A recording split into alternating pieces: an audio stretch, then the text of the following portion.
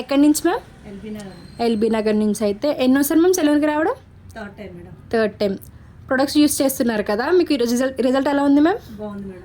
Okay madam, అయితే ఇప్పుడు మళ్ళీ డే క్రీము, సోపు, నైట్ క్రీము తీసుకున్నారండి. ఇంకా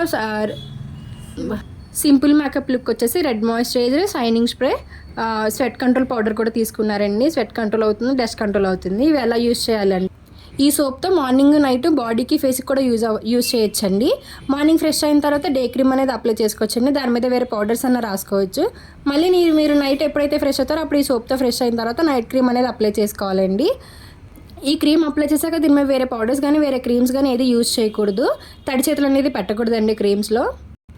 రెడ్ మాయిశ్చరైజర్ ఏంటంటే మీరు ఎక్కడికైనా ఇన్స్టెంట్గా వెళ్ళాలి అనుకుంటే కనుక సింపుల్గా మేకప్ అవ్వడానికి యూజ్ అవుతుందండి. అది రాసిన తర్వాత షైనింగ్ స్ప్రే అనేది 2 స్ప్రేస్ అనేది చేసుకోవాలండి.